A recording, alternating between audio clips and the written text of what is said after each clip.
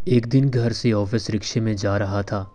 اتفاق سے میری نظر رکشے کے شیشے پر پڑی جس پہ لکھا تھا، یہ سب میری ماں کی دعا ہے۔ دیکھتے ہی ہنسی آ گئی اور پوچھا، رکشہ چلانے کو اپنی ماں کی دعا کہہ رہے ہو؟ رکشے والے نے مسکراتے ہوئے جواب دیا، صاحب میرا تعلق مظفر گڑھ سے ہے۔ والد کا حادثے میں انتقال ہو گیا تو سگے تایا نے مکان جائیداد پر قبضہ کر کے والدہ اور ہم 6 بہن بھائیوں کو گھر سے نکال دیا۔ ماں ہمیں اپنے بھائی کے پاس لے کر کراچی آ گئی۔ چند دن بعد بیگم کے کہنے پر ماموں نے بھی معذرت کر لی تو ساتھ والے محلے میں بیٹھک کرائے پر لے کر والدہ نے لوگوں کے گھروں میں کام کرنا اور رات گئے تک سلائی مشین پر محلے والوں کے کپڑے سینا شروع کر دیے۔ تعلیم کا تو سوچ بھی نہیں سکتے تھے، اسی لیے چھوٹی عمر سے سبزی منڈی جانا شروع کر دیا۔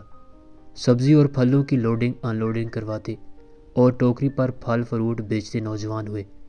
پھر کنڈکٹری شروع کر دی۔ اس فیلڈ میں استادوں اور ڈرائیوروں کی مار کھاتے کھاتے جوان ہوئے اور پھر کسی کا رکشہ چلانا شروع کیا۔ پیسے اکٹھے کیے، کمیٹی ڈالی، پھر قسطوں پر اپنا رکشہ لیا۔ اس کی قسطیں ختم ہوئیں تو 2 رکشے قسطوں پر لیے اور بھائیوں کو بھی سبزی منڈی سے ہٹا کر ساتھ لگا لیا۔ تینوں بھائی مل کر کماتے رہے۔ والدہ سے سلائی مشین چھڑوائی، چھوٹے بھائی کو پڑھاتے رہے کہ جو ہم نہیں کر پائے اسے بنا دے۔ بھائی نے MBA کیا، اسے بینک میں نوکری مل گئی۔ اس نے جس ماہ بینک سے گاڑی لیز کروائی اسی ماہ اپنی کولیگ سے شادی کی اور ہمیں چھوڑ کر چلا گیا۔ اب کبھی کبھار آتا ہے۔ ہم 3 بھائی رکشہ چلاتے ہیں، 2 بہنوں کی شادی کر دی ہیں۔ میرے 3 رکشے مزید ہیں جو کرائے پر دے رکھے ہیں۔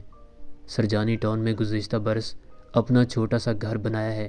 والدہ نے اپنی پسند سے میری شادی کر دی ہے۔ ہم سب اکٹھے رہتے ہیں۔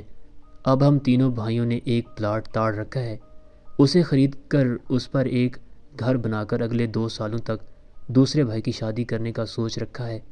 چونکہ والدہ ساتھ رہتی ہیں اور ان کی دعائیں ساتھ ہیں تو امید ہے کہ اگلے 2 سالوں میں چھوٹے بھائی کا گھر اور اس کی شادی دونوں ہو جائیں گی۔ یہ سب ماں کی دعا نہ سمجھوں تو کیا ہے۔ باقی کا سفر خاموشی میں کٹا اور میں سوچتا رہا کہ مجھے اپنی والدہ کی دعا کے باعث جتنا زیادہ اللہ پاک نے بنا محنت کے دے دیا، اس سے کہیں کم تو کسی کو انتھک محنت کے بعد حاصل ہوا۔ اپنے ناشکرے پن پر 1000 بار توبہ استغفار کی۔ آپ سے بھی گزارش ہے کہ کسی کی حیثیت کا مذاق مت اڑائیں، کیا پتہ اس نے اس مقام تک پہنچنے کے لیے اپنی ہڈیاں گلا دی ہوں۔